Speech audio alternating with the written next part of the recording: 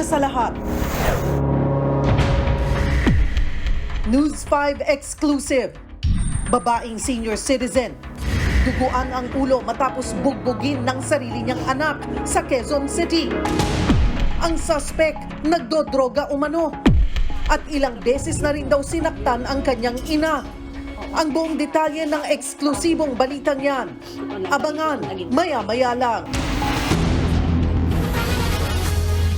Live mula sa himpilan ng News 5. Simulan na ang balitaan dito sa Frontline Pilipinas. Magandang gabi Pilipinas, ika-24 na araw ng Mayo, taong 2024. Kasamang buong persa ng News 5. Narito naman po ang Frontline na balita. Ilang lugar sa Visayas ramdam na ang hagupit ng Tropical Depression Aghon. Ang live update sa bagyo, abangan! 20 pamilya nawalan ng tirahan sa sunog sa Santa Mesa, Maynila. 13 pusa patay. Halos kalahating milyong bahay sa Metro Manila at kalapit probinsya pinerwisyo ng brownout kagabi. Dahil sa manipis na supply ng kuryente, taas singil, nagbabadya. Singil sa toll sa NLEX, posible ring tumaas sa Hunyo. Dagdag presyo sa produktong petrolyo, nakaamba naman sa susunod na linggo. Pagbabawal sa TikTok at iba pang app na gawa umano ng mga kaaway ng Pilipinas, isinusulong ng isang mambabatas. Pinakamalaking barko ng China Coast Guard naispatan sa loob ng exclusive economic zone ng Pilipinas malapit sa Panatag Shoal. Sa Frontline News Abroad, China nagsagawa ng binansagang punishment drills sa paligid ng Taiwan. At kilalanin ang magiging kauna-unahang santong millennial. Sa Frontline Showbiz, 90s boy group na Street Boys may reunion concert ngayong Nobyembre. At makikipag-inuman ka ba kung ang iyong serbesa gawa pala sa tubig kanal? Yan ang pauso ngayon sa Germany. Walang awang pinagbubugbog ng isang lalaki ang kanyang senior citizen na nanay sa Quezon City. Kwento ng matanda, madalas siyang sinasaktan ng anak na lulong umano sa iligal na droga. Nasa frontline ng balitang yan, si Jenny Dongon, exclusive. Duguan ang 72 anyos na si Nanay Erlinda Bravo matapos walang awang gulpihin sa labas ng kanilang bahay sa barangay Sauyo, Quezon City. Ang nambugbog sa matanda, ang kanyang 33 anyos na anak na si Joseph. Dahil sa panggugulpi, nagtamo ng malaking sugat sa noo at bukol sa ulo si Nanay Erlinda. Nang puntahan siya ng News 5, namamaga at may pasapa sa mukha ang matanda. Kwento ni Nanay Erlinda, galing siyang barangay noong Miyerkules kung saan siya nagvo-volunteer na mag-asikaso ng mga dokumento ng mga senior citizens sa kanilang lugar. Pagka-uwi, bigla raw siyang pinagmumura ng anak na si Joseph dahil hapon na raw siya dumating. Dito na siya 2 beses na pinagsusuntok sa mukha ni Joseph. Ang dugo ko nga, kala mo gripong umaagos. Kala ko nga mamamatay na ako eh. Tumihaya ako diyan, ma'am, walang dumampot sa akin. Sabi niya, dinampot ako. Tumayo akong kusa, dinampot. Kasi ikaw, gusto mo pang mabugbog eh. Tama ba yun? Ma'am, di ba masakit? Sinakpan niya na ako, dinuguan na ako. Pero ang mas masakit kay Nanay Erlinda, hindi lang itong unang beses na pinagbuhatan siya ng kamay ng sariling anak. Maraming pagkakataon pa raw na pinagbantaan siyang papatayin ni Joseph. Sasabihin pa niya sa akin, nabibilang ka sa papatayin ko. Hindi ko kumibo, talagang sabi ko naman sa kanya, nakahanda ako dahil matagal ko nang alam na unti-unti mo kung pinapatay. Dahil ang mga gamot ko maintenance, ma'am, tinatago niya, itinatapon niya. Bilang isang ina, tiniis ni Nanay Erlinda ang pang-aabuso. Lulong daw kasi sa droga si Joseph. Umawot pa raw sa puntong wala na silang natitirang gamit sa bahay dahil sa paggamit ng droga ng anak. Lahat ng gamit ko, TV ko, mga gamit ko, lahat na yun, pinagsisira, binenta. Lahat pati ang mga aparador namin. Kita niyo bahay namin, walang kalaman-laman kasi nga, nabenta na lahat. Masakit man para sa kanya, kinailangan niyang ipakulong si Joseph para isalba ang sarili at ang kanyang anak. Kahit may pagmamahal ka sa anak mo, pag ganyan naman ang ginawa sa'yo, mawawala lahat. Sa tagal ng panahon ng pag-ano niya sa akin, pagmamaltrato niya, ma'am, talagang hindi ako umiiyak, matigas ako sa amin sa lahat, sa amin magkakapatid. Pero ngayon, dahil sa ginawa niya sa akin ngayon, hindi ako nakakatulog sa gabi. Dahil sa nangyari, ayaw na raw makausap ni Nanay Erlinda si Joseph. Maging mga kapitbahay raw nila, natatakot din tuwing binubugbog ng anak ang kanyang ina. Sabi ko, Nay, wala naman hong problema. Kami na ang mag-aaresto niyan, basta makulong lang natin yung ano mo, basta umuo ka lang. Ayaw niya eh. Naaawa daw siya. Tulong siya sa gamot. Pero pag hindi naman siya nakagamit, napakabait naman niya. Yun nga lang, pag talagang may gumagamit yan, doon na gumagawa ng katarantaduhan. Nakakulong na ngayon si Joseph na nahaharap sa kasong frustrated parricide. Tumanggi na ang mga pulis na iharap siya sa aming kamera. Buo raw ang loob ni Nanay Erlinda na ituloy ang kaso laban sa kanyang anak. Hindi baliho akong mag-isa, wag lang akong kasama siya. Sinabingan na nga niya sa akin, balang araw papatayin kita, isa sa nakalinya ka sa papatayin ko. Ang sakit talaga, di ba mama? Sakit. Nagbabalita mula sa Frontline, Jenny Dongon, News 5. 20 pamilya ang nawala ng bahay sa sunog sa Santa Mesa, Maynila. Namatay rin ang 13 pusang naiwan sa bahay na sinasabing dahilan ng sunog. Nasa Frontline ng balitang yan, si Brian Basa. Doble kayod ang mga bumbero para apulahin ang sunog na sumiklab sa barangay 636 sa Santa Mesa, Maynila kahapon. Pero kahit anong bomba nila ng tubig, tila ayaw lumiit ng apoy. Pati ang mga residente tumulong sa paglaban sa sunog para mapatay na ang apoy. 14 na fire trucks ang sumugod sa lugar. Kabilang sa mga nasunugan ang gurong si Edward Santos. Nasagip niya ang mga anak at ang alagang pusa. Pero ang mga report card ng mga estudyante niya naabo.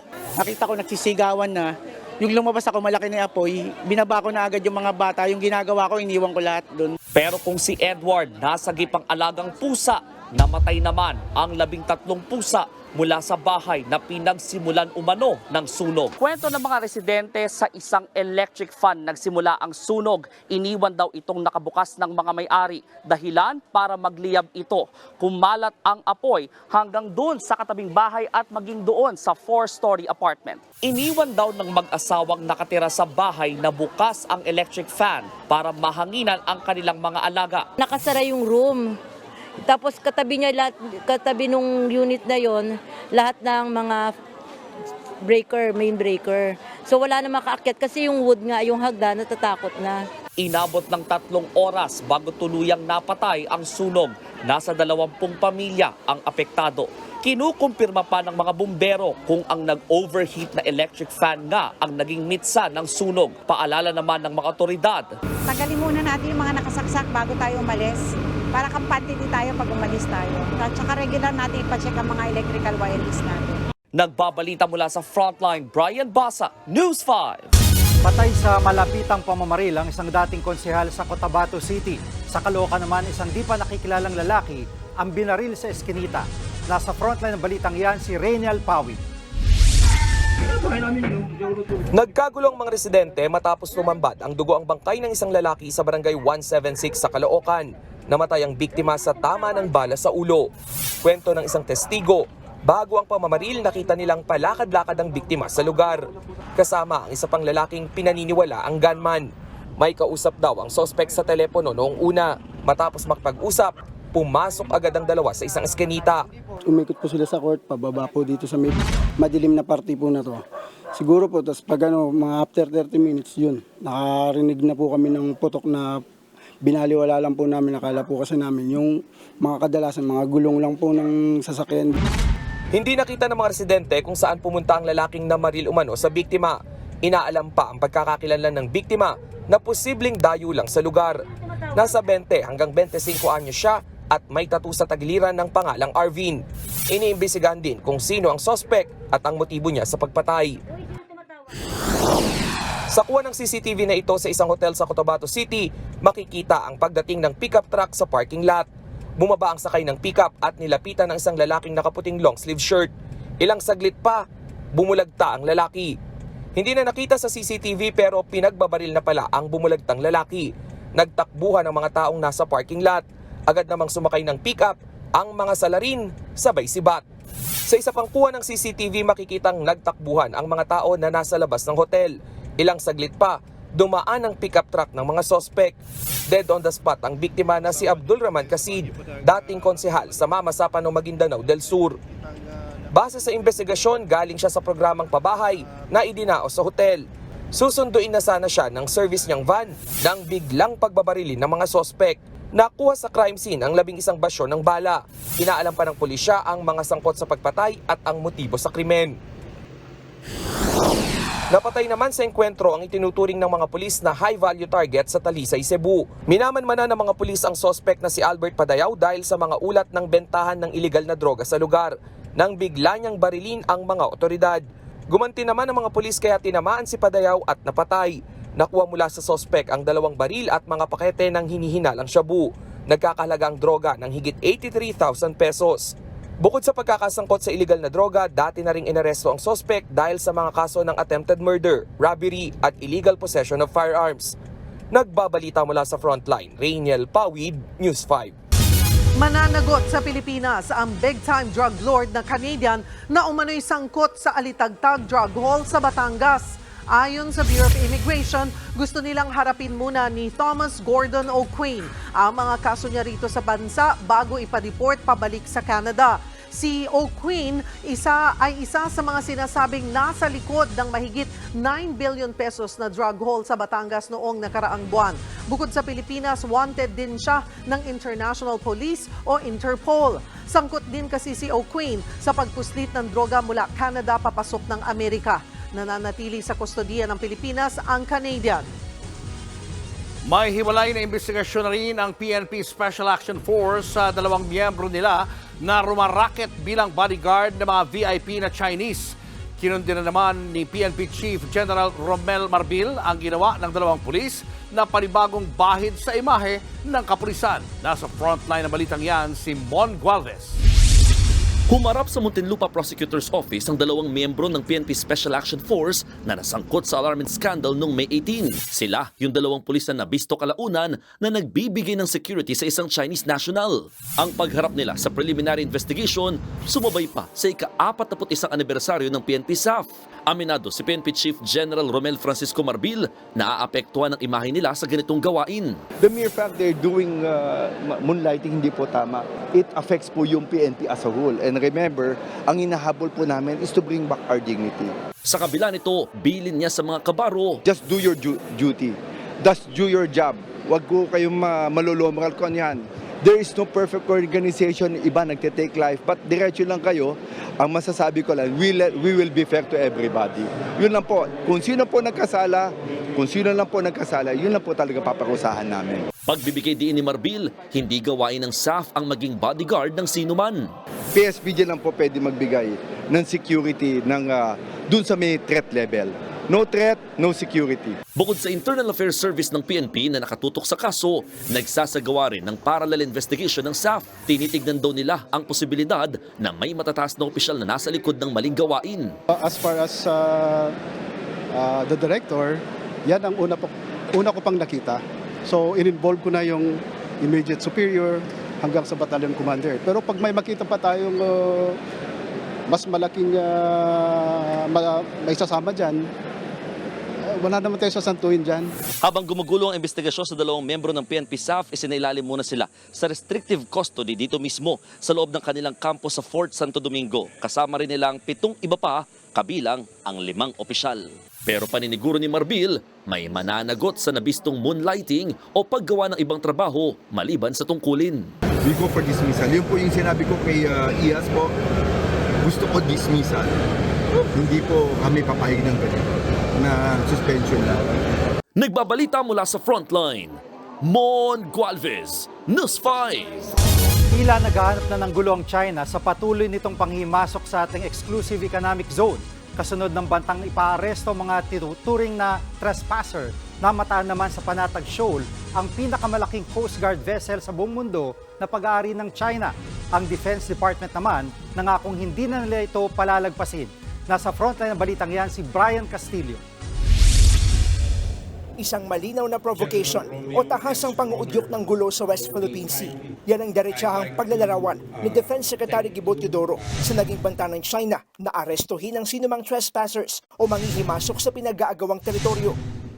I believe what a provocation is the roguish and irresponsible threat to detain quote-unquote trespassers in what is claimed as internal waters but is actually part of the high seas and part of the West Philippine Seas by a country. Bagamat malayang maglayag ang mga bansa sa ating exclusive economic zone, walang karapatan ng China na ipatupad ang batas nito sa ating EEZ. Binabaliwala rin daw ng China ang United Nations Charter na nagbabawal sa mga bansa na gumamit ng puwersa para ipatupad ang kanilang maritime claim. The ultimate intent is to get what they want by the threat or the use of force. This we cannot allow to continue. Ang mga pahayag niya ni Teodoro ay kasabay ng 126th anniversary ng Philippine Navy ngayong araw. Sa isang seremonya, pinarangalan ang mga tauhan ng Navy na napuruhan sa mga nagdaang resupply mission sa Ayungin Shoal. Tikong pa ang bibig ng AFP kung kailan ang susunod na misyon. Ngayong mainit pa rin ang issue sa pakikipag-usap ng isang Chinese Defense Attaché kay dating AFP Western Command Chief Vice Admiral Alberto Carlos. Nauna nang sinabi ni Carlos na wala siyang sinang-ayunang anumang New Model Agreement na binabanggit ng Chinese Embassy. Itinanggi ng Philippine Navy na ito ang dahilan ng pagkaka-relieve kay Carlos. Wala namang nakikitang mali sa Philippine Navy Flag Officer in Command Vice Admiral Toribio Adasi sa pakikipag-usap ng military officials sa mga diplomat. Pero aminado siyang mas nag-iingat na sila sa mga ginagawang diskusyon kasama ang mga foreign counterpart.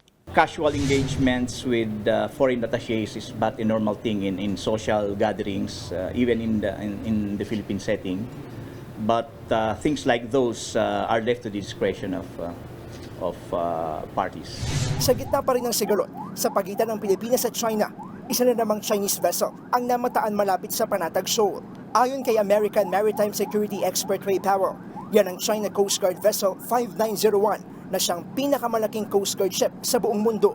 Nangyari yan kasabay ng isinasagawang military drills ng China sa palibot ng isla ng Taiwan. Tumanggi ang Philippine Navy na magkomento kung may epekto sa bansa ang military drills. Pero patuloy daw silang magbabantay sa Taiwan Strait. Nagbabalita mula sa frontline. Brian Castillo, News 5. Abiso sa mga motorista, posibleng magtaas ang singil sa toll sa NLEX. Simula po yan sa susunod na buwan. Pati sa SLEX, may nakaambaring toll hike. Nasa frontline ng balitang yan, si Gerard de la Peña. Sa susunod na buwan, posibleng salubungin ng mas mataas na toll ang mga motoristang dumaraan sa North Luzon Expressway. Ayon sa Toll Regulatory Board, tinatalakay na nila ang petisyon ng NLEX Corporation para sa second tranche ng taas singil sa kanilang toll. Matatanda ang Hunyo noong nakaraang taon nang ipatupad ang unang tranche ng toll hike sa NLEX.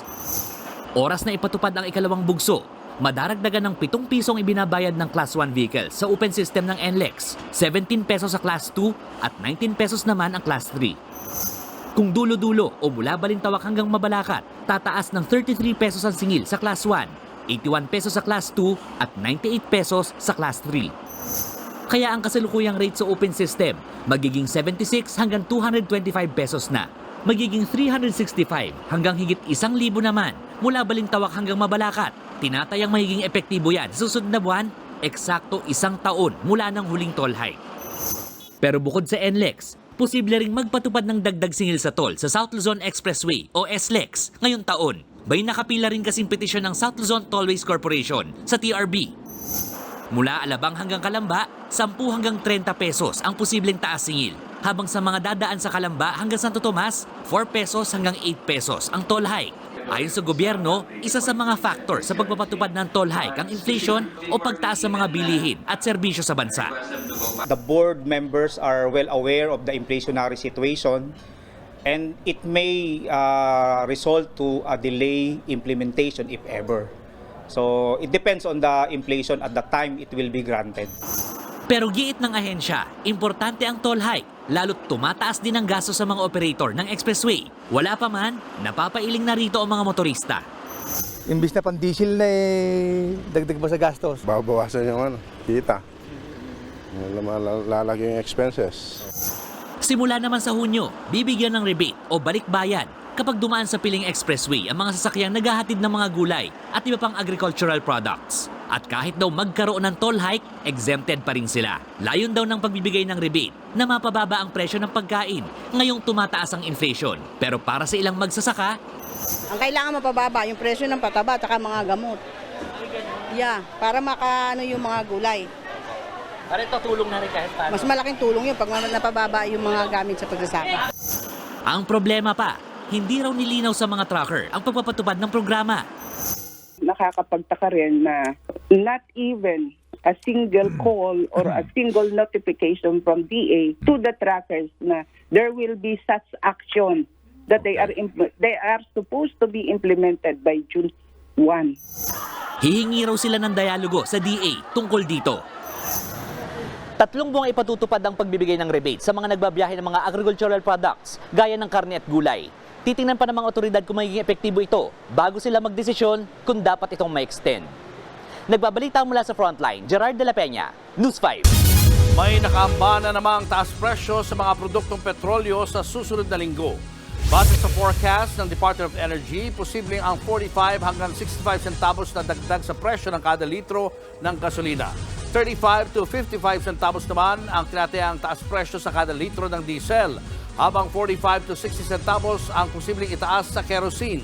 Ilan sa mga dahilan ng oil price hike ang pagbabawas ng produksyon ng oil-producing countries o OPEC, pati na ang paglakas ng dolyar na nagpapamahal sa krudo. Halos kalahating milyong bahay sa Metro Manila at kalapit probinsya ang nawalan ng kuryente kagabi matapos isailalim sa red alert ang Luzon Grid. Dahil sa sunod-sunod na yellow at red alert, nagbabadya tuloy tumaas ang singil sa kuryente sa susunod na buwan. Nasa frontline ng balitang yan si Shaila Francisco. Marami na reklamador! Todo paypay si Nanay Berna sa labas ng kanilang bahay sa Tondo, Manila. Brown out kasi sa kanilang lugar bandang alas 10 kagabi. Pero wisyo kasi mainit, bayad naman kami buwan-buwan, ba't ganun? Pati mga negosyo, apektado. Tulad na lang ng coffee shop na ito, nakabubukas lang kahapon. Yung benta, sayang po, may mga deliver, walk-in. Katulad kanina, puno po ito. Pero nung nag-brown out, nagpa-take out na lang. Tapos yung mga ibang umu-order, hindi rin na-take. Halos kalahating milyong customers ng Meralco sa Metro Manila, Rizal, Cavite, Laguna, Bulacan at Pampanga ang nawala ng kuryente simula alas 8:30 kagabi. 1 hanggang 1.5 oras ang itinagal niyan. Paliwanag ng Meralco, kinailangan magpatupad ng rotational brownout matapos isailalim ng National Grid Corporation of the Philippines ang Luzon Grid sa red alert ng 9 na oras. Ibig sabihin, kulang ang supply para punan ang demand. Pwede sanang ipagamit ang mga generator sa malalaking negosyong gaya ng malls. Yun nga lang. Mga malls in particular sarado na and other commercial establishments. Hindi na rin nila kailangan mag-deload kasi hindi na sila masyadong gumagamit ng kuryente. So wala ka na talagang mapagkukunan. Ayon sa Department of Energy, lampas 20 planta ang pumalya kahapon. 16 ang bawas ang kapasidad. Hahayaan daw ng DOE ang Energy Regulatory Commission na alamin kung may pananagutan ang mga planta. Pero para sa ahensya, definitely meron silang pananagutan, especially kung nalagsaka na nila yung tinatawag dati mga threshold. So may mga planta po kaming minamatsagan ng masusi na dapat po makabalik na sila sa serbisyo.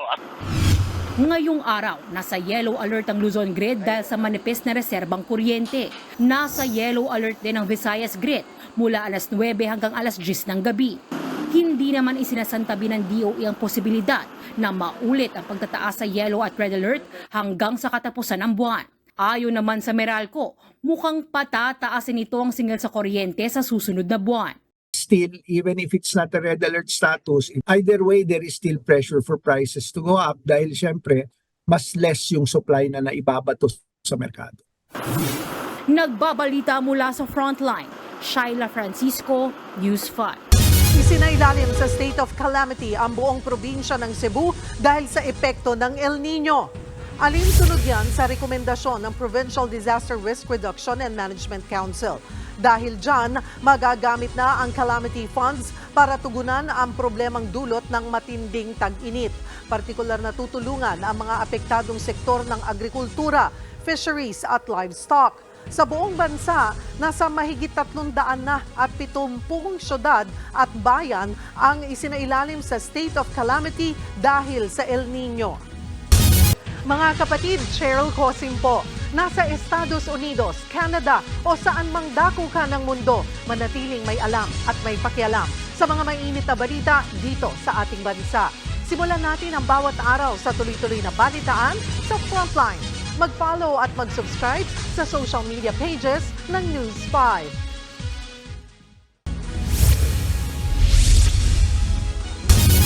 Pinatulang guilty sa kasong graft o katiwalian ng Sandigang Bayan ang founding chairman ng Moro National Liberation Front o MNLF na si Nur Miswari. Nagugat ang reklamo kay Miswari at sa 6 na iba pa nung siya pa lang ang gobernador ng Autonomous Region and Muslim Mindanao ARMM. Bineke umano nila ang mga dokumento sa maanumalyang pagbili ng school materials na nagkakalaga ng 77 million pesos noong 2000 at 2001. Base sa desisyon ng korte, napatunayang guilty sa 2 counts ng graft sina Miswari na may parusa ang katumbas ng hanggang 16 na taong pagkakabilanggo. Balak pang iapila ng kampo ni Miswari ang desisyon.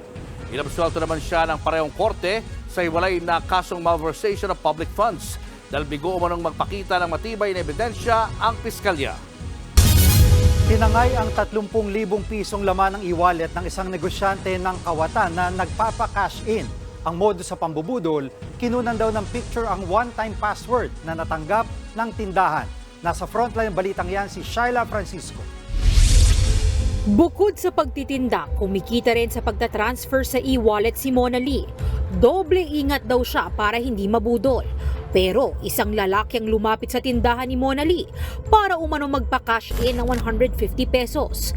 Successful ang transaksyon, pero bumalik daw ang lalaki para picturean ang reference number ng transaksyon. Yun pala, kinuha ng lalaki ang one-time password na tinek sa account ni Mona Lee. Dahil dyan, na-access ng lalaki ang e-wallet ni Mona Lee at nalimas ang laman nitong 30,000 pesos. Agad-agad ginastos yan ng suspect sa isang online shop. Ang nasa isip namin, pipicturan lang niya yung pinakas-in niya na 150.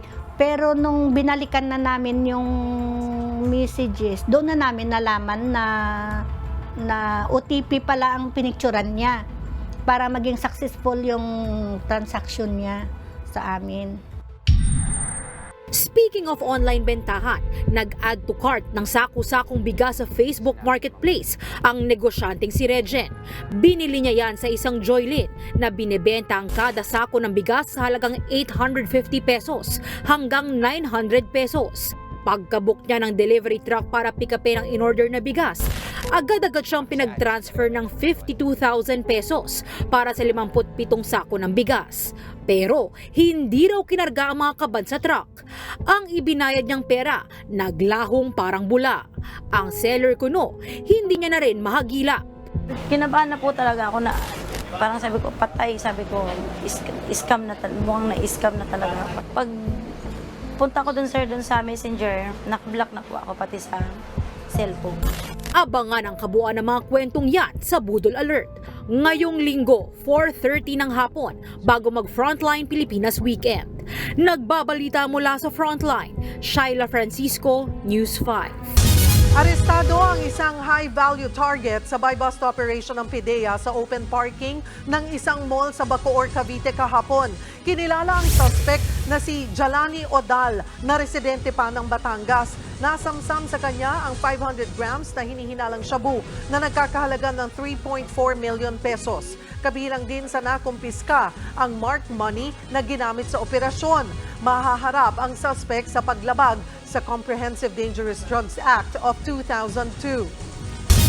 Dead on arrival sa ospital ang 4 na sakay ng isang truck na bumangga sa kasalubong na elf truck sa Gataran, Cagayan kaninang umaga.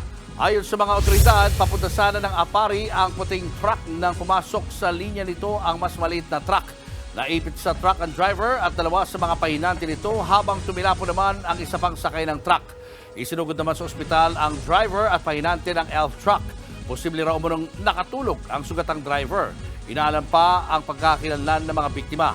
Pinag-aaralan naman ang posibleng reklamo sa nasabing driver. Sa Tagkawayan, Quezon, patay ang isang rider matapos tumama sa gilid ng truck sa Quirino Highway. Binabagtas ng truck ang linya pa-Maynila nang mag-overtake ang motorsiklo. Di raw napansin ng rider na may kasalubong itong sasakyan kaya agad itong pumreno at tumama sa truck. Sinubukan pa raw dalhin sa ospital ang rider pero hindi na umabot. Nakikipag-areglo na ang truck driver sa pamilya ng biktima. Showbiz, eto na nga! Mga kapatid, eto na nga ang mga umaaribang showbiz balita ngayong Biyernes. Magbabalik concert scene na ang ating concert king na si Martin Rivera. Ipoproduce po yan ng kanyang kaibigang si Ogie Alcacid na abala rin sa nalalapit na reunion ng 90s boy group na Street Boys. Nasa frontline ng balitang yan, si MJ Marfori. Walang kupas pa rin sina Maynard, Jong, Joey, Danilo, Michael at Vong. Nahigit 10 minutong humataw on stage. Para yan sa ginanap na trade launch ang production at management company ni OPM icon Ogie Alcacid sa Taguig kagabi. Ang good news nila, magbabalik ang Street Boys para sa isang reunion concert this November. OMG! Para sa 90s babies! Sana po magkita-kita po tayo sa November 8, ang aming Street Boys na reunion concert. Ibig sabihin po niya, kumpleto kaming sasayaw. Yung mga nasa London, andun po si Spencer, tsaka si Michael, uuwi po sila. Meron din po kami kagrupo sa Dubai na si Joseph, uuwi rin po siya. At nandun din po si Sherwin, nasa sa Canada, uuwi po siya. Kaya ang buo po ang Street Boys para po sa inyo lahat. Kwento ni Ogie, isa lang ito sa higit 20 concert na ipoproduce niya. Di ba, alam niyo naman ang nangyari kay Bong, di ba? But even before that, we were already planning it. At hindi lang yan. You are the song playing so softly in my heart. Ang kanyang friend for 35 years sa si Concert King Martin Rivera. Nagpatikim na rin ng matinding performance kagabi dahil sa September 27. Magbabalik na siya on major stage sa MOA Arena. Higit 5 taon nang nakalipas nang huling magkaroon ng major concert si Martin. At si Ogie raw ang nag-push sa kanya. Ogie Alcacid, aside from keeping OPM alive with his compositions, he wants to keep the industry alive. Remember, we paved the way for all these big stars now. The big stars, these younger kids who are getting followings. Speaking of Concert King, sweet moment naman kahapon ang suotin ni hitman at multi-awarded Grammy singer David Foster. Ang jacket na ibinigay ni Martin sa kanya nang maging friends sila last year. Gusto raw ulit makasama ni David si Martin. Martin, of course, is right at the very, very top of the list. I love him like a brother. In fact, coincidentally, just by accident, this jacket he gave me. He gave me this jacket. Just coincidence. So, of course, I love him more. Martin is a brand new friend. We did 8 shows at the theater at Soler, and doon kami nagiging close. Abangan si David Foster sa kanyang David Foster and Friends Asia Tour sa June 18 sa Smart Araneta Coliseum. Nagbabalita mula sa Frontline, MJ Marfori, News 5. Ito pa nga, on spotlight ngayon ang Pinoy talents sa papasok na bagong season ng hit Hollywood series na Pretty Little Liars Summer School. Ang ilan sa cast members nakakwentuhan pa ng News 5. Nagbabalik po si MJ Marfori. Bongga! I know, mabuhay! Yeah! So that's a lot of fun, is to be a part of, a diverse family. It's so Filipino! Napasok na nga ng lahing Pinoy ang hit Hollywood teen series ng HBO na Pretty Little Liars Summer School. Nakatsikahan ng News 5 ang buong cast at creators ng PLL. Crew as well. Lahat ng bida, sikat na teen superstars ng Hollywood ngayon. Kabilang na ang Pinay lead nitong si Malia Piles as Mouse. Mommy niya rito si Lea Salonga na gumaganap namang LGBT single mom na si Elodie Honrada. And the pressure is on para sa kanyang Filipino repin. I love talking to anybody from the Philippines. So, of course, really intimidating because it's like one of the most beautiful countries and people ever. And I hope I do a good job. But it's really easy when, of course, I'm playing alongside Lea Salonga. Pinakilala na rin this season ang karakter ni Here Lies Love Alum at Tony Award nominee Loretta Cables-Saire bilang si Lola Honrada. And in true Filipino fashion, marami raw baon sa set si Loretta. Loretta, who plays my Lola on the show, she brought so many goodies. Every time she would bring so much food, and I was like, I've had too many of those. I cannot eat another one. Bukod sa pagtalakay sa controversial teen issues, isa sa ipinagmamalaki ng mga bida, ang diversity ng show. As a Argentine, as a Latina, I think it's something that really moves me, and seeing that unity with Lea and with Loretta, and I think it's so moving to watch and to see them be so proud. I think it truly has been one of my favorite things to witness. Oh, stop. I'm gonna cry. Ayon sa showrunner, sinamantala talaga nila gawing as real life as possible ang casting. When we were originally developing the show, we knew we wanted the girls to be a super diverse group to reflect our world, as Annabeth said, and then the world of Millwood. So yeah, but yeah, Leah's an icon, and we were so lucky to get her for season 2 because she's so busy. Showing ng Pretty Little Liars Summer School sa HBO Go. You gotta be kidding.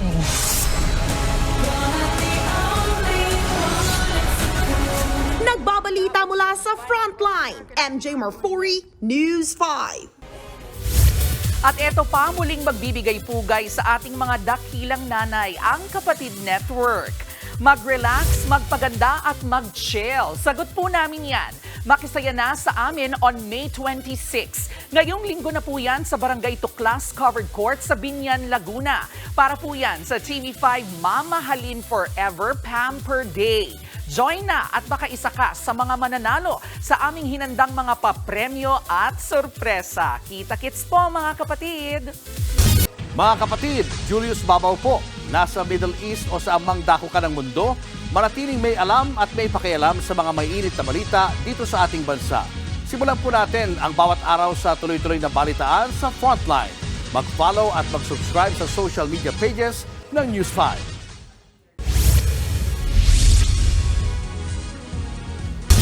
Nadagdagan ng mga lugar na nasa signal number 1 dahil sa bagyong Aghon. Bumilis ang bagyo sa pinakauling monitoring ng Pag-asa.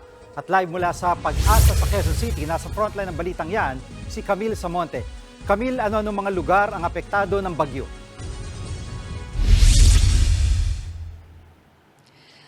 Jiggy, inulan na ang malaking bahagi ng Visayas ngayong araw dahil sa bagyong Aghon.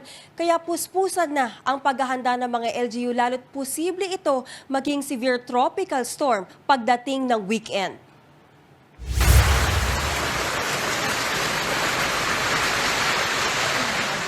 Umuulan at ramdam ang malakas na hangin sa Barangay Maasin sa Leyte kaninang umaga.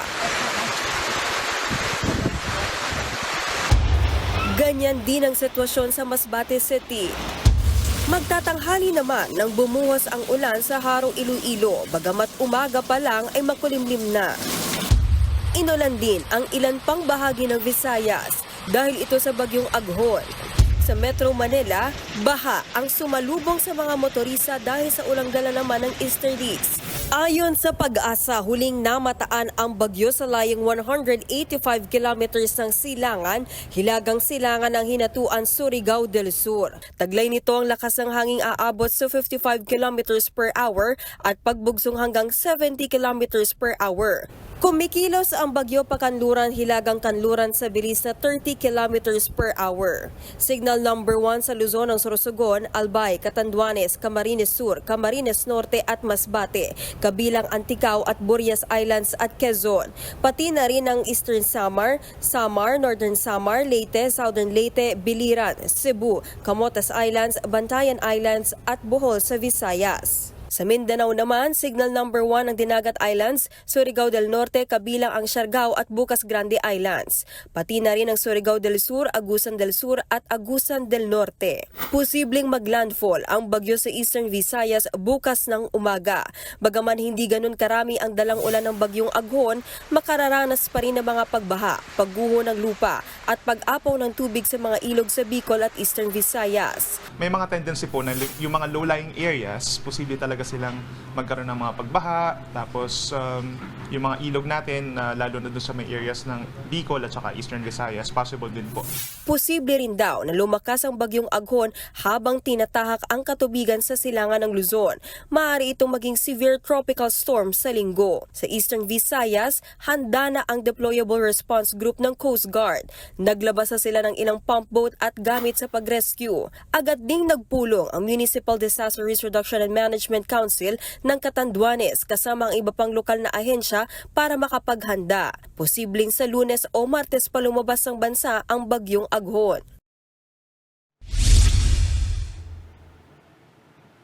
Jiggy, kasunod ng pananalasa ng bagyong Aghon, kanselado na ang ilang flights papuntang Siargao. Kinansela na rin ng Philippine Ports ang mga biyahe sa ilang bahagi ng Visayas at Bicol Region. Yan muna ang latest update. Balik sa inyo, Jiggy. Maraming salamat, Camille Samonte. Nasa ICU pa rin ang isang Pilipinong sakay ng flight ng Singapore Airlines na nakakaranas ng severe turbulence noong Martes. Ang isang piloto nagpaalala sa safety guidelines para maiwasan ang matinding pinsala sa mga insidente habang nasa biyahe. Nasa frontline ng balitang yan si Rainiel Pawid. Patuloy ang monitoring sa kondisyon ng 5 Pilipinong pasahero ng Singapore Airlines na kabilang sa mga nakaranas ng severe turbulence sa flight mula London nitong Martes. Stable man ang lagay, nagkaroon naman ng injury sa ulo at ilang bugbog sa katawan ang 5 Pilipino. Nagpapagaling sila ngayon sa Thailand kung saan nag-emergency landing ang eroplano. Sa impormasyong nakuha ng News 5, isang batang lalaking 2 taong gulang ang nagkapasa sa pisngi at mata. 3 beses din siyang nagsuka matapos ang turbulence. Mabuti naman na ang lagay ng bata. Nung nadalaw ko sila, natutulog lang siya. And then, naikwento sa akin ng nanay na the father was able to protect the kid. Nung nangyari yung turbulence, nayakap niya. Isang kababayan din natin ang nasa intensive care unit dahil sa mga bugbog sa katawan. Sabi ng pilotong si Captain Kim Flores, malaking tsansa na dumaan sa clear air turbulence zone ang Singapore Airlines na biyaheng United Kingdom pa Singapore. Ibig sabihin maliwanag ang mga ulap pero hindi maganda ang lagay ng panahon. Base sa altitude data mula sa Flight Radar 24, 7:49 ng umaga, nasa 37,000 feet ang taas ng eroplano. 7:50 nang bigla itong tumaas pa sa 37,400 feet. Matapos ng 1 minuto, bigla ulit itong bumagsak sa normal niyang altitude. Sa loob ng 3 minuto, nagtaas baba ang eroplano dahil sa severe turbulence. Sa ganitong sitwasyon, hirap makontrol ang eroplano. Hindi rin kontrolado ng pasahero ang galaw nila sa upuan at imposible silang makalakad. Sa tindi ng turbulence, posibleng matapon ng tubig sa baso. Pero posible raw maiwasan ang mga ganitong ruta. There are many ways. Pwede po tayo mag-change ng altitude. We can descend or we can ascend altitude. And usually, gusto natin siya ma-avoid. So yeah, it's more on the flight planning. Sa pahayag ng Thai Pilot Association, maraming thunderstorms ang naitala sa ruta ng eroplano habang binabagtas ang Myanmar. Sabi ng mga eksperto, patunay ang naranasang severe turbulence ng nasa 140 pasahero at crew ng Singapore Airlines na huwag baliwalain ang mga safety guidelines tuwing babiyahe o lilipad. Pero ano-ano nga ba ang mga ito? Una, huwag kaligtaan ang pagsusot ng seatbelt. In the airplane, especially in the commercial air transport, there's certain period of time that the pilot really asks the passengers to fasten their seatbelt. So as a passenger, kailangan we have to follow strictly kung ano yung mga instructions na binibigay sa atin ng mga flight crew members. Kailangan din unahin ang pagkakabit ng airbag o air pocket sa sarili bago tulungan ang mga katabi. Dapat ding updated at mausisa sa weather forecast. Ngayong araw, mas pinaigting ng Singapore Airlines ang guidelines sa seatbelt policy kabilang ang hindi pagsaserve ng pagkain kapag naka-on ang seatbelt sign. Nagbabalita mula sa frontline, Rainiel Pawid, News 5. Mga kapatid, pangunahing transportasyon sa himpapawid ang mga eroplano. Kaunting backtrack lang sa kasaysayan. December 1903, unang nakapagpalipad ng eroplano ang magkapatid na Wilbur at Orville o mas kilala bilang Wright Brothers sa Amerika. 12 segundo nga lang ang itinagal niyan pero umabot naman ang eroplano ng hanggang 120 feet. Ang tagpong yan ang itinuturing na birth of modern aviation. Dito po sa Pilipinas, sinasabing noong 1911 nang unang may lumipad na eroplano sa ating bansa. Yan naman iyong tinatawag na Shrivers Skylark biplane na lumipad sakto sa Manila Carnival noon. 3 dekada pa matapos niyan, saka naman nag-take off ang kauna-unahang airline dito po sa ating bansa, ang Philippine Airlines o PAL. Sinasabing ito rin ang first ever commercial airline sa Asia. Isa pa pong first, 2014 naman nung naimbento at ipinakilala ang kauna-unahang eroplanong gawang Pinoy na RPS 512 na isang 2-seater light sport plane. In fairness, hindi rin talaga papahuli sa kahit anong larangan ang mga Pinoy. Patunay po sa pagpapahalaga natin sa ating daily reminder na ang K-alaman ay K-yamanan. K-okay.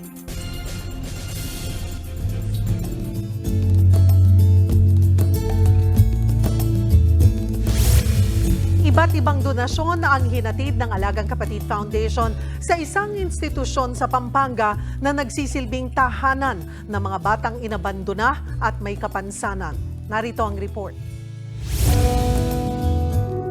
Bawat bata espesyal, kaya dapat espesyal din ang pag-aalagang ibinibigay sa kanila. Pero hindi lahat ng magulang kayang ibigay ang pagkalingang ito. May mga pagkakataon pang inaabandona sila. Mabuti na lang at mayroong mga institusyong gaya ng Munting Tahanan ng Nazareth na buong pusong nag-aalaga sa mga batang may special needs. We take care of abandoned special children. Currently we have 39 abandoned special children. Kung sila ay pinabayaan ng kanilang mga pamilya, dito nagkaroon sila ng panibagong pamilya sa Munting Tahanan ng Nazareth. Iba't iba ang kalagayan ng mga batang naninirahan dito sa Munting Tahanan ng Nazareth. Mayroong may mga kondisyon gaya ng hydrocephalus, autism, ADHD at mga batang may mental disorder. Mayroon ding mga paralisado dahil sa malnutrisyon.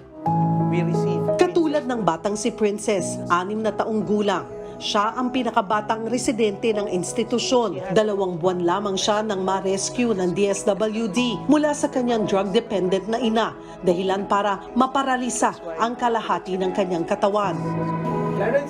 Nandito rin si Clarence. Kahit may autism, di mapipigilan si Clarence ng kanyang kondisyon para ipamalas ang kanyang talento sa sining. Hindi lang mga bata ang kinukupkup ng institusyon. Maybe you are wondering bakit merong may edad na. Around 8 to 12 years old is their mental age. So, once they reach the age of 60, we will transfer them to Bahay Pag-ibig. Malaking hamon para sa institusyon na ibigay ang lahat ng pangangailangan ng kanilang mga alaga. Sa mga donasyon lang kasi sila umaasa ng pondo para sa mga batang ito. Kaya naman, sinadya ng Alagang Kapatid Foundation ang Mabalacat, Pampanga para maghatid ng tulong sa mga bata sa Munting Tahanan ng Nazareth. Bukod sa inihaing tanghalian ng grupo, nagbigay din ng grocery items, hygiene supplies at iba pang mga gamit para sa shelter sa tulong ng donors at sponsors. Bilang kapatid, kami po ay nandito ngayon para maghandog ng mga kakailanganin ng mga batang nandito. So, kaya po napili natin ang institusyon na ito. Maraming salamat po sa pagpunta nyo dito sa aming tahanan at sa TV5. Huwag ho sana kayong magsawang tumulong sa mga taong nangangailangan.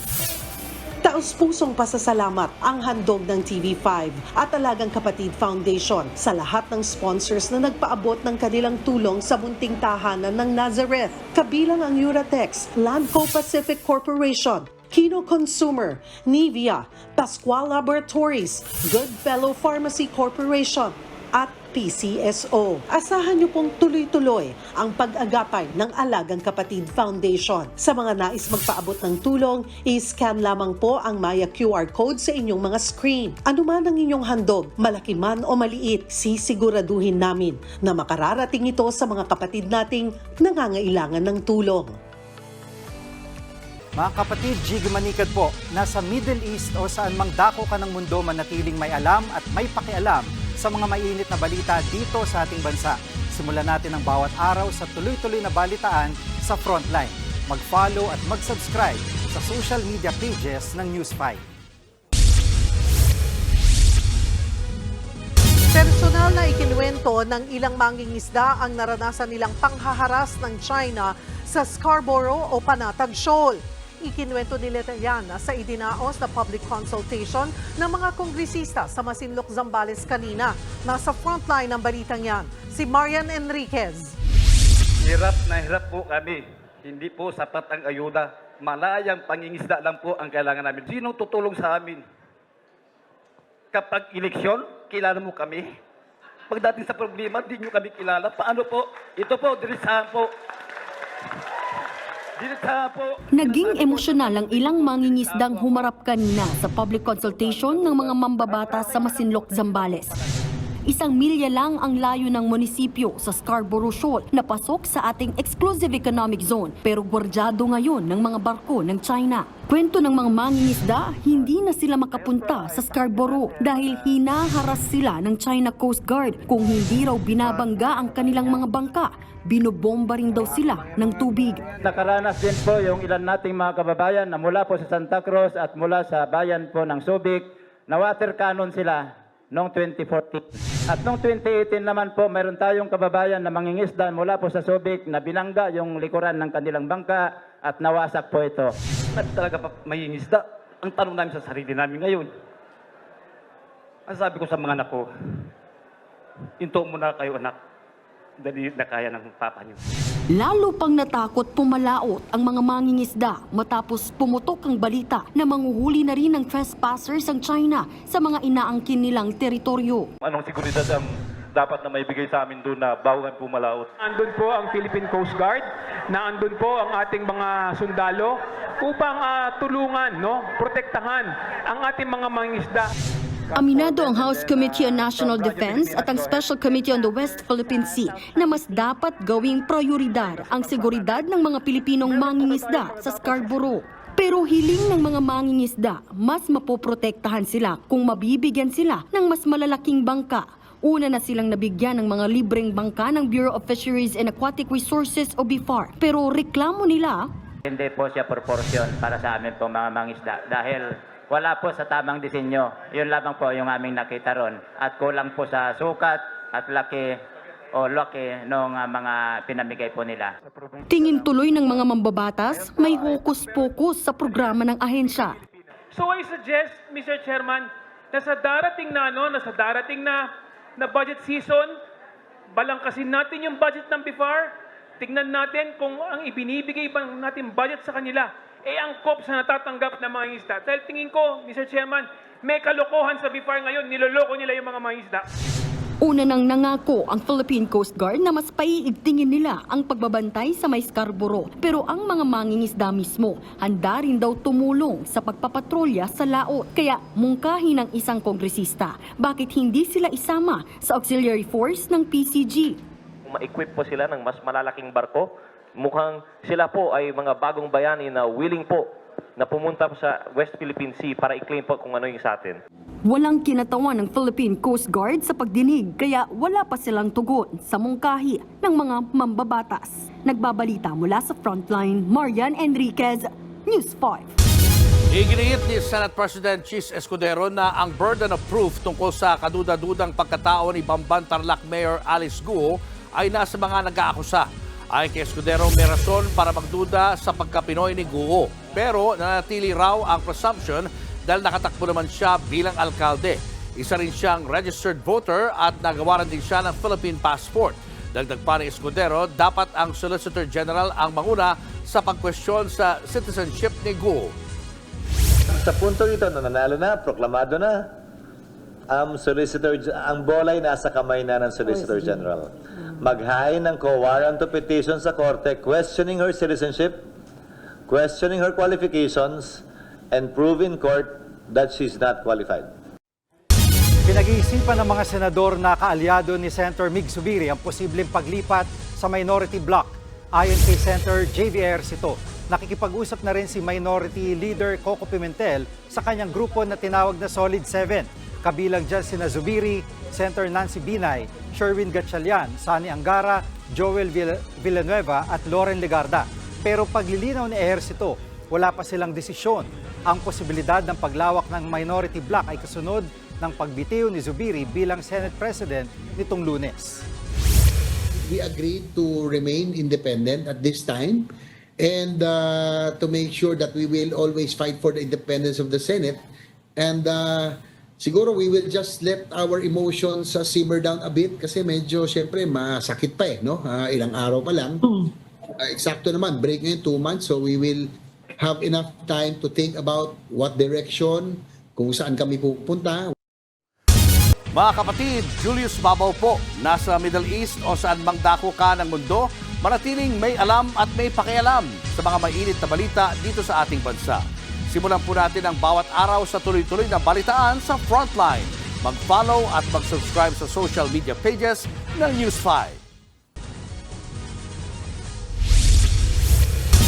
Gusto lang ipagbawal ng isang mambabatas ang paggamit ng mga mobile application na kontrolado raw ng mga kalabang bansa ng Pilipinas. Banta raw ito sa ating national security. Kaya isa sa gusto niyang i-ban ay ang TikTok na pagmamay-ari umano ng isang Chinese company. Nasa frontline ng balitang yan, si Ria Fernandez. Ayun, may napapansin tayo dyan na mga gustong mag-check out na, okay? So, i-greet muna natin yung mga marami pang iba. At halos dekada ng content creator sa sikat na social media platform na TikTok si R. Cesar.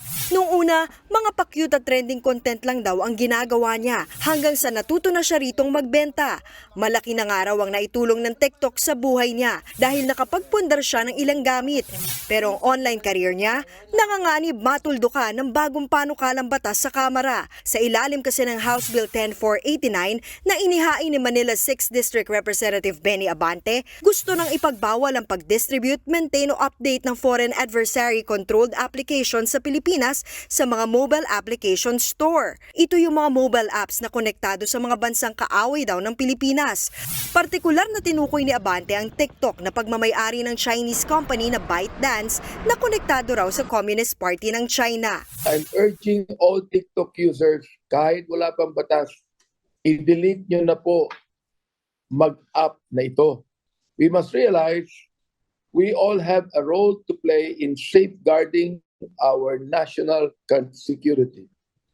We cannot ignore the warning signs all around us. Naiintindihan naman daw ng mga gaya ni R. Cesar ang gusto ni Abante. Pero sana raw, isaalang-alang din ang epekto ng total ban sa mga umaasa sa TikTok. titingnan din natin yung mga cons din, pros and cons din, yung mga pwedeng mangyari din, lalo na sa mga sumasaho. I mean, kumikita na dyan sa TikTok. Siyempre, mga content moderator, ayan, mawawalan ng work yan. Mga vloggers, nakatulong na yan sa kanila. Kung tutuusin, hindi na bago ang mga gustong mag-ban sa TikTok dahil sa pangambang nagagamit ito pang espiya ng China. Katunayan, nasa 20 bansa sa mundo ang nag-partial o total ban sa naturang app dahil sa issue ng cybersecurity. Kahit sa mainland China at Hong Kong, bawal ang TikTok. Pero kung Department of Information and Communications Technology o DICT ang tatanungin, hindi ito magiging madali. We have certain interest to balance out. We realize that in banning TikTok, there are several other lives that would be affected. Extreme din para sa tech expert na si Art Samaniego ang panukala ni Abante. Mungkahi niya, limitahan na lang ang pagban sa mga government-issued device. Walang proof na yung solid proof na black and white mapapakita nila na ginagawa ng TikTok na magre-report sa China. Payo naman ni Samaniego sa publiko, huwag mag-overshare ng mga personal na impormasyon sa anumang social media platform. Sinubukang kunin ng News 5 ang panig ng TikTok Philippines tungkol dito pero wala pa silang tugon sa amin. Nagbabalita mula sa Frontline, Ria Fernandez, News 5.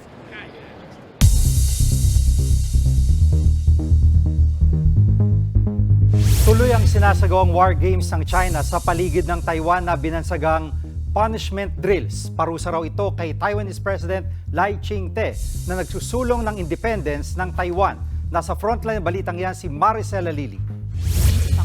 Sa ikalawang araw ng military drills ng China sa paligid ng Taiwan, nagpalipad sila ng fighter jets habang nagsasagawa ng combat training exercise. Meron ding warships na pumasok sa response zone ng Taiwan. Layon daw nitong tingnan ang kakayahan ng China para manakop. Parusa rin daw ito sa bagong upong Taiwanese President Lai Ching-te dahil sa pagsusulong ng independence ng bansa mula sa China. Hinihimok naman ng Chinese Foreign Ministry ang Amerika na itigil ang suporta nito sa Taiwan. Gaganti raw ang China sa anumang banta sa kanilang soberanya at teritoryo. Itinuturing din ng China na dead end ang independence ng Taiwan. Sa kabila ng war games ng China, nananatiling kalmado ang Taiwan Island na Kinmen na pinakamalapit sa China. Kwento ng ilang residente, madalas magsagawa ng drills ang China rito. Pero hindi sila nag-aalala na posibleng magdulot ito ng gyera. Nanindigan naman si Taiwanese President Lai Ching-te na patuloy niyang didepensahan at hindi isusuko ang ipinaglalabang demokrasya ng Taiwan. Nagpadala na rin ng F-16 fighter jets ang Taiwan at Mobile Air Defense System para bantayan ang drills ng China. Nagbabalita mula sa Frontline, Maricel Halili, News 5. Higit 100 na ang patay sa malawakang landslide sa Papua New Guinea. Base sa ulat, higit 50 bahay ang natabunan ng lupa sa Khao Kalam Village sa probinsya ng Enga madaling araw kanina.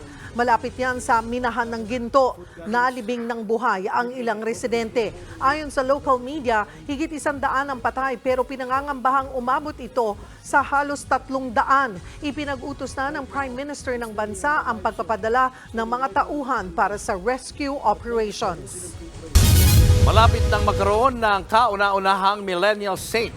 Sinimula na kasi ng Vatican ang canonization para gawing santo ang tinaguriang God's influencer na si Blessed Carlo Acutis. Taong 2006 nang pumanaw si Acutis sa edad na 15 years old sa Italy dahil sa sakit na leukemia. Bago yan, nakilala siya sa pagpapalaganap ng kanyang pananampalataya online.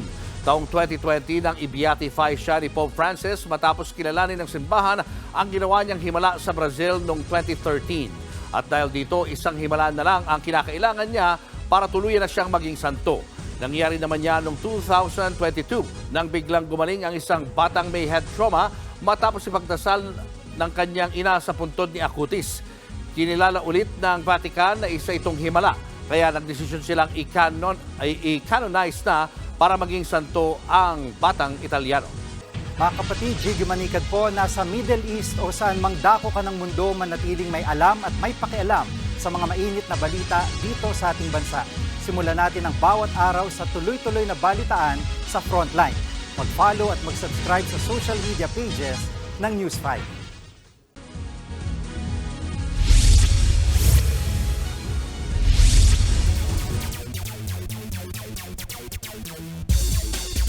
What's up mga kapatid, kahit mas matatangkad ang Team Australia, walang takot na lumaban at nanalo ang ating Alas Pilipinas sa harap ng home crowd. Nasa frontline ng balitang yan, si Marty Bautista. Sa harap ng higit 4,000 volleyball fans, all out ang suporta sa unang laban ng Alas Pilipinas sa Asian Volleyball Confederation o ABC Challenge Cup sa Rizal Memorial Coliseum. Laban Pilipinas! Una nilang nakaharap ang Volley Roos ng Australia. Liyamado ang mga Aussie kung height ang titingnan. Naging epektibo ang bentahe na yan sa unang set ng laban. Nakuha ng Volley Roos ang first set sa likod ng mga epektibong block. Pagpasok naman ng second set, umarangkada na ang ating mga Alas. Nagising ang mga Pinay at mas maganda ang kanilang nilaro. Tila nalito ang blockers ng Australia sa mga pangmalakasang set ng team captain na si Gia Morado de Guzman. Isa sa mga nanguna sa opensa, si Cici Rondina. From the back row, Cici.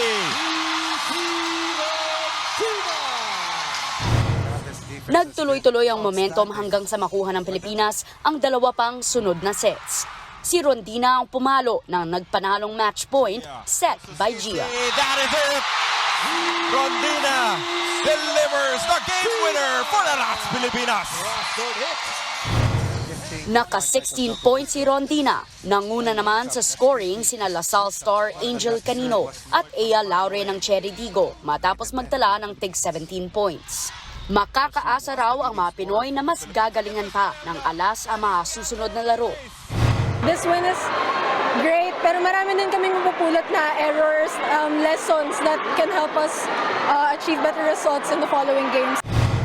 Nagbabalita mula sa Frontline, Marky Bautista, News 5. At congratulations sa Las Pilipinas, proud na proud kami sa inyo. Pero syempre nag-iinit pa lang ang bakbakan sa ongoing ABC Challenge Cup. At siguradong marami pang exciting games na magaganap sa Rizal Memorial Coliseum. Nagbabalik si Marty Bautista.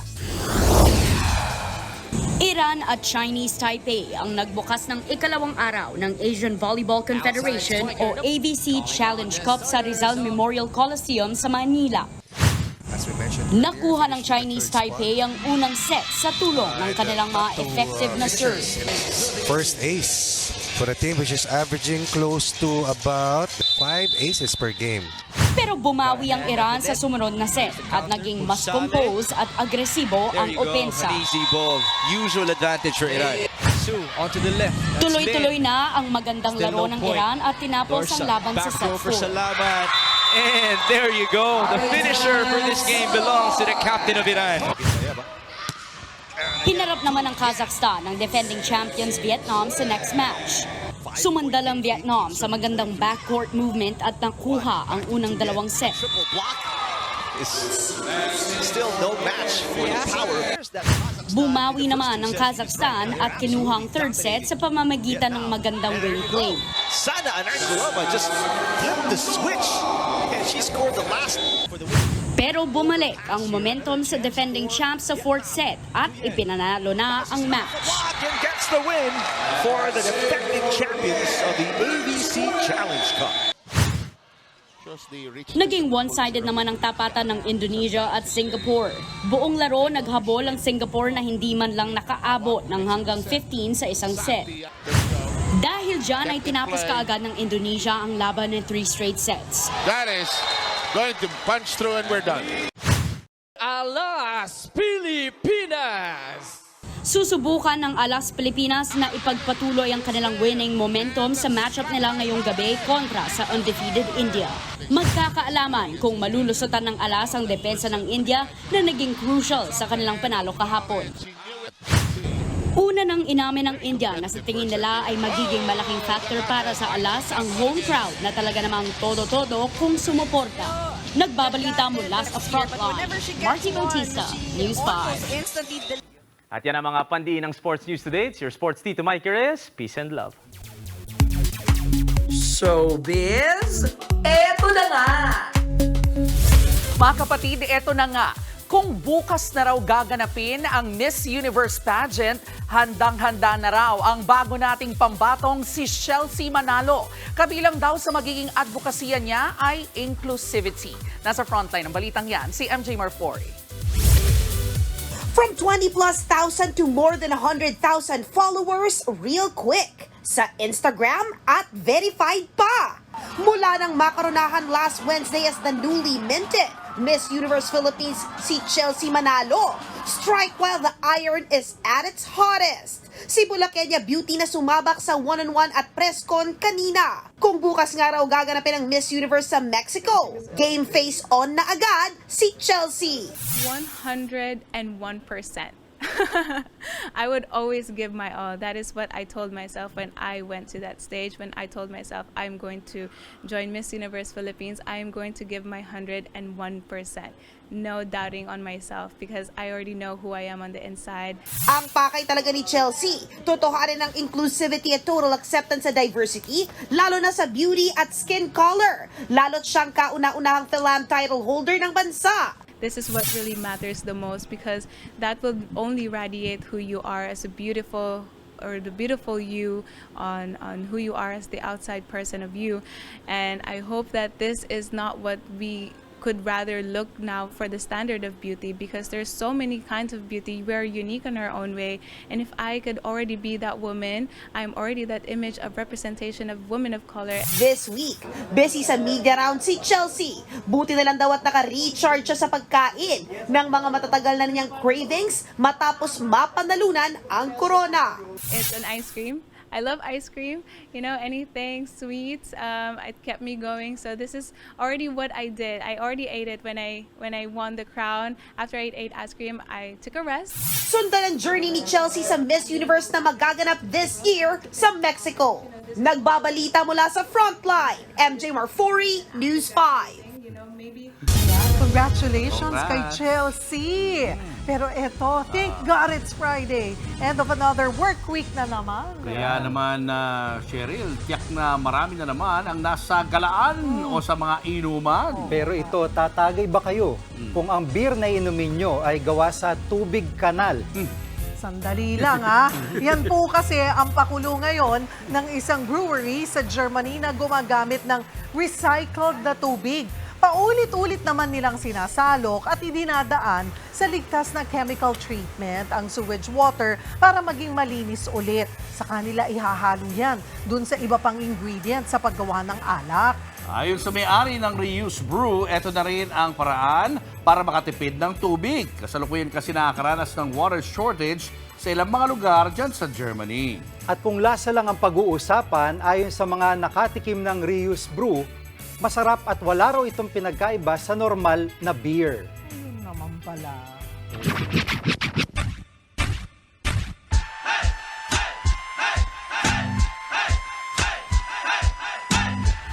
At ito, age is just a number para sa isang nakilala naming 70 anyos na sa kabila ng edad ay Japorms na Japorms pa. Aba, may isa namang kolektor ha, na ang hobby mangolekta ng bisikleta.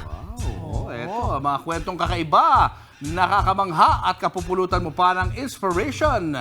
Pahapiawan natin sa kwento sang minuto ni Mark Logan. Top 5. Kilalanin si Lolo Drip, mapaukay man o high-end. Kaya niyang sumabay sa trend. Top 4. Galit na galit ka ba sa mantsa? Kasi kung may issue ka sa mantsa, para sa kanya, ito ay isang obra. Top 3. Kanina pa ako nagbibilang. Ilan ba kasi ang iyong paa? Bakit bisikleta mo umabot na sa 70? Top 2. Pangarap niya raw mga brother, bawat tricycle driver, di na raw maghihirap forever. At top 1, kilalanin din ang fabulous barefoot diva. Walang marathon na sinalian niya na di siya tumakbo ng nakapaa. Bigyan ng tsinelas yan.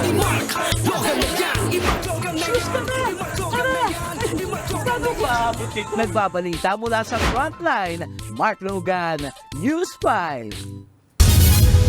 Bangers lang kay Mark Logan. Bukas na yan, no? Habang kayo ay nanonood ng Mark Logan, baka pwede, pero wala pa siguro dito sa Pilipinas yung beer kanina, diba? Nagaling sa tubig kanal. Oo. Na-try nyo ba? Maganda eh. Never pa, no? Pero tingin ko magandang adhikain yan. Sustainability kasi. Oo, kasi di ba one day, hindi mo masabi, baka talagang kukulangin na tayo ng tubig. At least may mga ganyang inbensyon.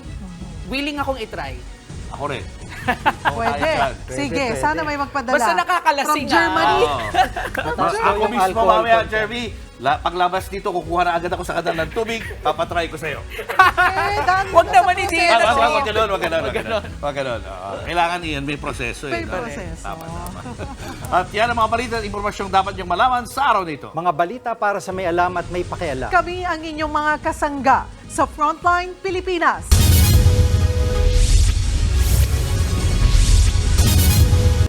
Mga kapatid, Cheryl Cosim po. Nasa Estados Unidos, Canada o saan man dako ka ng mundo, manatiling may alam at may pakialam sa mga maiinit na balita dito sa ating bansa. Simulan natin ang bawat araw sa tuloy-tuloy na balitaan sa Frontline. Mag-follow at mag-subscribe sa social media pages ng News 5.